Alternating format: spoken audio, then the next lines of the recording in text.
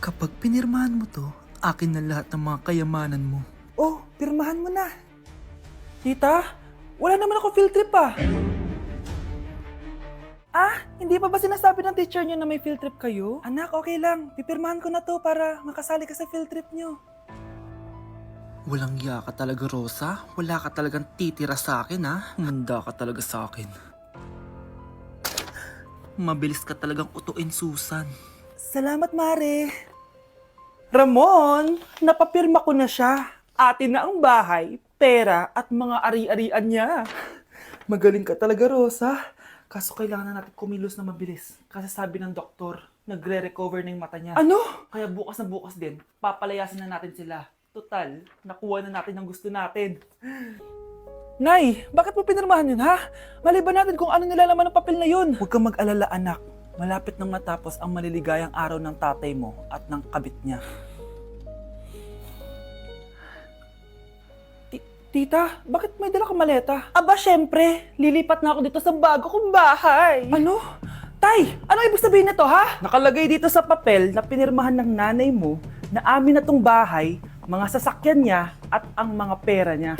Napakahayop nyo! Bakit ang ingay? Ano nangyayari? Nay, kinuha na nila lahat sa atin! Ayan, magsama kayo mag-ina. Ngayong nasa amin na ang lahat, pwede na kayong lumayas. Ramon, magse-celebrate tayo, ha? Ang galing nyo din, no? Ha? Nakakakita ka? Bago kayo mag-celebrate, i-check nyo muna kung pirma ko ba talaga yung nakalagay dyan. Hindi pwede to! Tay! Attorney! Kita mo naman kung ano ginawa na tong dalawang to, di ba? At nandito na rin ang ebidensya na magpapatunay na naghaharutan sila sa loob ng bahay ko. Anong gagawin niyo sa amin, ha? Mahal, huwag mo naman gawin sa amin to, please, oh. Magbabago ako, please. Oh, eh! Sorry kung natatapakan kayo pagka-love team nyo, ha? Arestuhin nyo na yung mga yan. Mag-celebrate kayo sa kulungan. Kayong dalawa, sumama na kayo sa akin sa presinto.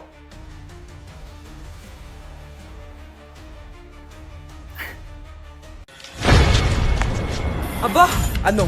mayabang ka ba? Oo, bakit? Palag ka? Ganon. Ano, ha? Ano? Dito, ano? Ano? Dito, lumapit ka. Takot ka pala eh. Ano, ha? Ano? Isang pitik ko lang, tumba ka na.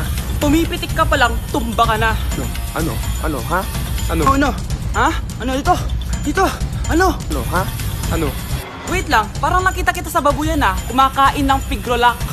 Grabe ang init. Kaya naman pala, andito ang kampo ni Satanas. Mukha kang rambutan. Mukha kang talong. Mas gwapo naman ako sa'yo. Gwapo nga, wala ka namang jowa. Hoy bata ka, tanghali na Matulog ka na. Para naman lumaki ka. Sige po, Nay. Tulog ka. A few moments later.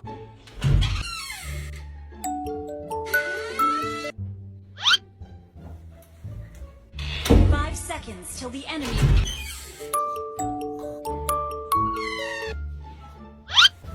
Bilis na, wala na si Mama. Bilis, mid. Habulin mo sa mid. Bilis, mid. Mid. Yes, panalo. Sinasabi ko na eh. Hoy, ikaw bata ka. Kung natutulog ka pa ha? Nagsiselfone ka lang dyan? Kanina pa po ako natutulog dito, Nay. Ano akala mo sa akin, may isahan mo ako? May mga CCTV camera dyan. CCTV? Titignan ko.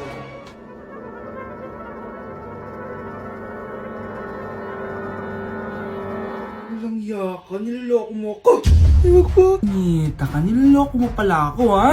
Nay, hindi na maulit, Nay. Gusto mo pa tulogin kita gamit ang hangar to? Ay, naman na mo. Anak, tignan mo tong balita. Hiwalay na daw yung Katniel. Tingin nga, Nay, baka fake news lang yan, ha?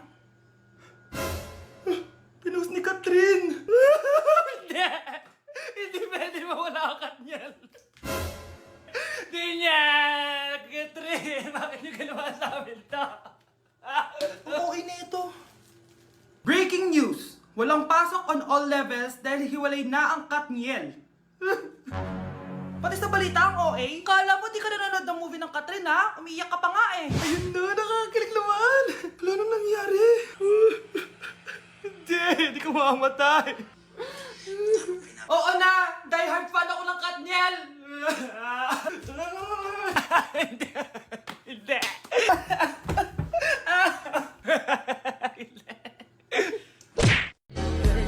Nay, picture tayo.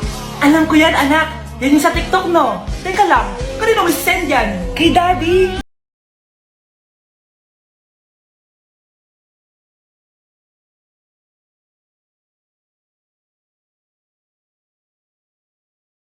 Kailangan magganyan? Siyempre sa daddy mo yan eh.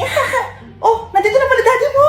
Hi mahal, hi anak. Hi mahal, nareceive mo ba yung picture namin na anak mo? Ang ganda ko dun, di ba? Ah, anong picture? Wala ko natanggap mahal. Wala ka natanggap?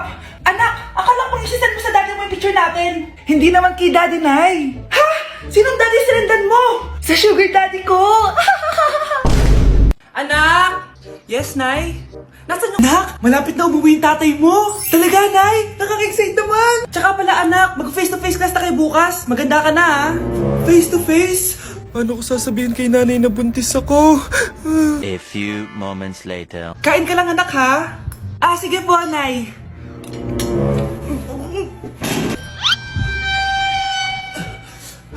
Anak, may sakit ka ba? Wala po, Nay. Buntis ka? Opo, Nay. Kaya di po ako pwede mag face to face. Paano ka mabubuntis wala ka naman jowa? Meron po akong jowa, Nay. Tinago ko po sa inyo. Okay lang yan, anak. Tanggap pa rin kita. Darling, andito na ako. Andito na pala tatay mo. Darling, eto na pala yung anak natin. Hi, Tay.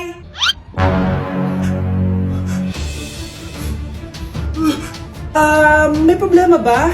Darling, magpapaliwanag ako. Nay, siya po yung sinasabi ko na boyfriend ko. Anak? Yes po, Nay. Aalis ako, ah. Please lang, maglinis ka ng bahay, ah. Si Nanay, ang dami-daming utos. Aba, may sinasabi ka? Ah, wala po, Nay. Maglilinis po ako. O sige, bye, anak. Yes, makakapaglaro na ako. Few moments later.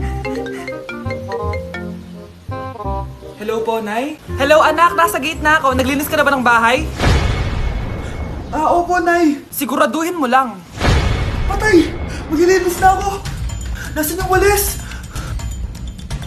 Nasaan na ba yun? Nasaan na yung walis? Anak?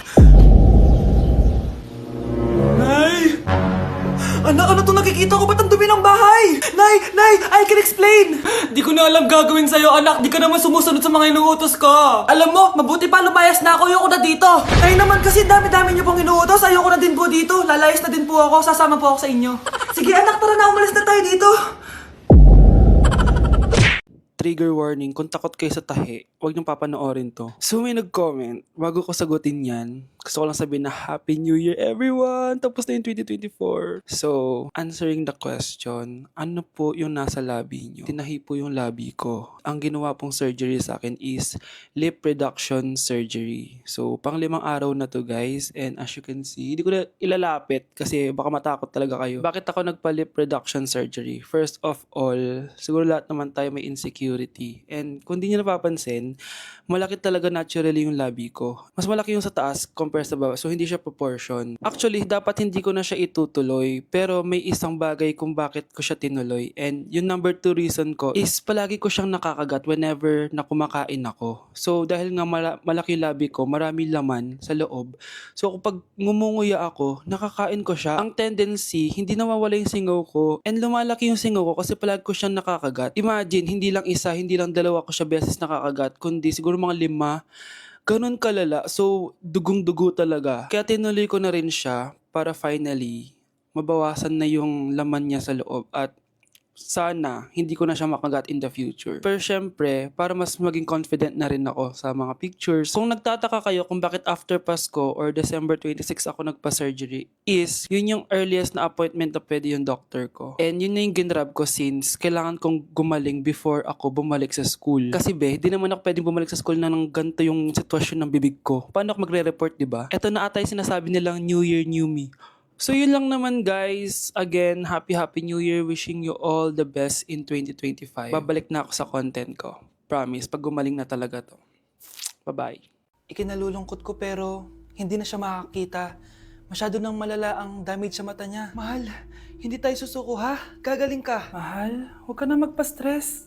Ginawa naman natin lahat, diba? Mahal, magpahinga ka muna dito ha? Maluto lang ako ng pagkain. Hi, Ramon. Rosa, bakit nandito ka? Balita ako, wala nang pag-asang makakita yung asawa mo. Ibig sabihin, magagawa na natin lahat ng gusto natin. Shh! Huwag kang maingay. Masisira plano natin. Sinasabi ko na nga ba, may pinaplano kayo ni Rosa. Mahal, kain ka na nito paborito mo. At talagang hinahayaan mo lang dito si Rosa, ha?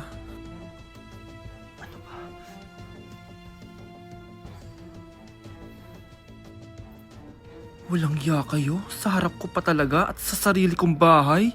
Tay, nabalitaan ko yung nangyari kay nanay. Ipagdasal na lang natin na gumaling pa rin siya, anak. May CCTV dito sa bahay. Kailangan kong makuha yung mga files na yun. Nay? Nay?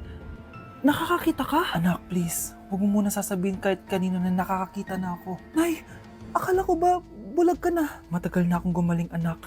Hindi ko lang masabi kasi may masamang kutob ako dyan sa tatay mo. Sir, good news! Base sa recent lab test ng asawa niyo, nagre-recover yung mata niya. Ano? Ba't parang hindi kayo masaya, sir? Uy, Mare, may field trip kasi yung anak mo. Kailangan ng pirma ng parents. Rosa, sumagot ka. Kapag pinirmahan mo to, akin na lahat ng mga kayamanan mo. Oh, pirmahan mo na. Tita, wala naman ako field trip ah.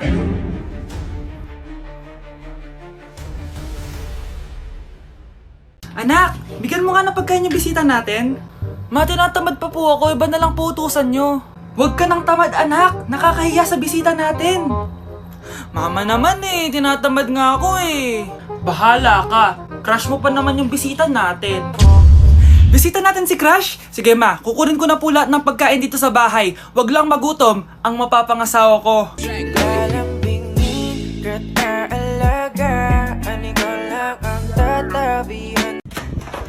Nay! Oh, anak, napapano ka? Nay, yung inaanak ko, nasa labas. Wala akong pera. Sige, sige. Asan na kaya si Ninong? Ayun na siya, Nay! Oh, relax ka lang ha. Ako nang bahala.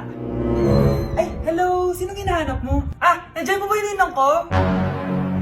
Wala siya. Ay, sayang. May ibibigay pa naman ako regalo sa kanya. Hi, inaanak. Nandito pala ako. Nasaan na yung regalo mo? Yung regalo? Bago ko ibigay yon, ibigay niyo po muna yung utang yung Aguinaldo na 10,000. 10,000? Wala akong ganang pera. Wala po ba? O sige, uwi na po ako. Next year na lang po yung regalo nyo. Na-like ng kifi ko. Anak, ano ibig sabihin ng kifi? Galing naman nito. Anak, ano ginagawa mo? Nay, nagla-like po ako ng mga post sa TikTok. Nagla-like? Bakit mo binababa? Ito na po kasi uso ngayon, Nay, yung magla-like ka gamit yung kifi mo. Ano ba yung mga bata ngayon na malalaman nyo sa TikTok? TikTok pa! Ayan, mga nakukuha nyo. Ang KJ mo naman, Nay. Try mo kaya. Ay, naku, Scarlett, huwag mo kini-influensya sa mga ganyan mo, ha? Oo nga, ang sarap sa feeling. O, diba? Like! Na-like ng kifi ko.